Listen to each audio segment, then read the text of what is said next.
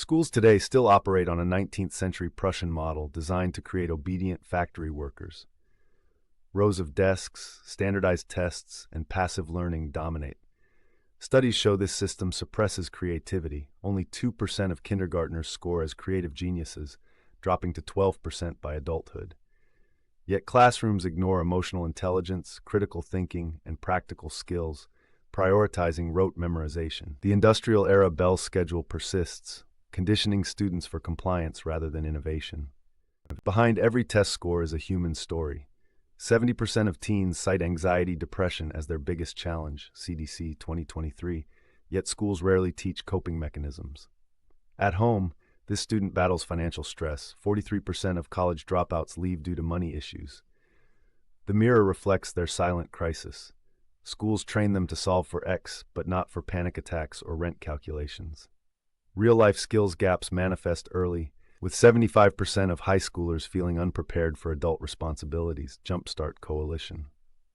The $1.7 billion standardized testing industry shapes curricula more than student needs. Brookings Institute. These bubble sheets measure narrow academic proficiency but ignore resilience, ethics, or problem-solving. Research shows high-stakes testing increases dropout rates by 12% in EPC. Yet schools allocate 20 to 50% of classroom time to test prep, time stolen from life skills development.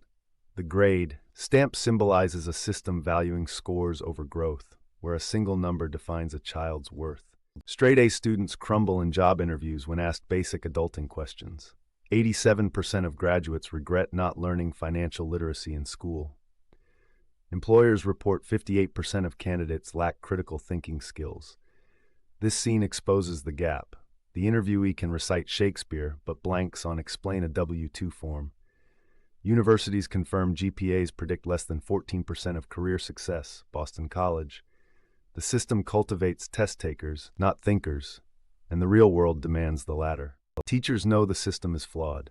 82% report mandatory curricula leave no room for life skills, EdWeek. This educator's critical thinking poster gathers dust. They're forced to teach to tests or risk school funding. Neuroscience proves teens learn best through discussion and application, Jensen 2005, yet lectures dominate. The irony? Teachers spend $1.6 billion annually out of pocket for supplies to fill gaps, NEA. Heroes trapped in a machine designed to maintain the status quo. Student-led movements demand change. Walkouts increased 510% post-pandemic, NPR, with signs like "Teach taxes, not trigonometry" going viral. Parents now rank financial literacy, 63%, and emotional health, 58%, above STEM in desired reforms, Gallup. This protest mirrors historical shifts. When 19th century workers unionized against exploitative factories, today's battleground? School boards.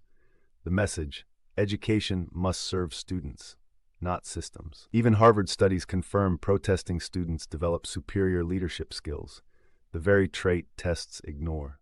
Why does reform stall? Follow the money. Textbook lobbyists spend $3 million annually to maintain standardized testing, open secrets. This lawmaker shrugs while budget charts show $1.5 for sports facilities versus $7 million for life skills programs.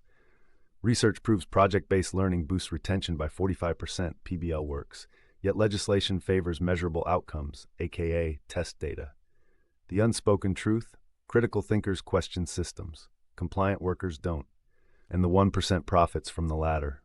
Corporate interests infiltrate schools. The $7 testing industry partners with publishers to lock districts into costly cycles, Federal Reserve. This stadium, branded with corporate logos, towers over a crumbling life skills classroom. Meanwhile, 30% of U.S. schools now use sponsored educational materials, EdChoice, normalizing ads in exchange for supplies. It's privatization disguised as charity. The result? Students become consumers, not citizens. And the cycle continues. Underfunded schools seek sponsors who dictate content away from uncomfortable truths like financial literacy. Gen Z bypasses broken systems. Searches for how to budget skyrocketed 300%, Google Trends, with 73% learning finances from YouTube, Morning Consult. This student's laptop reveals the DIY education boom. Free courses on negotiation, coding, and mental health outperform school lectures in engagement, MIT study.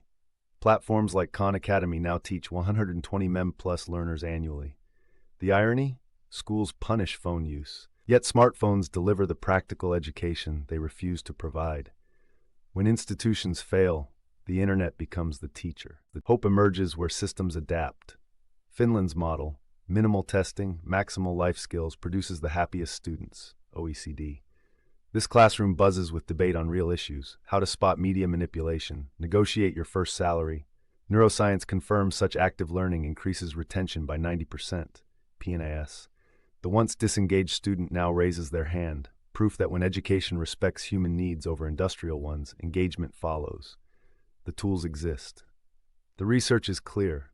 Now the choice: keep lining obedient workers or cultivate empowered thinkers.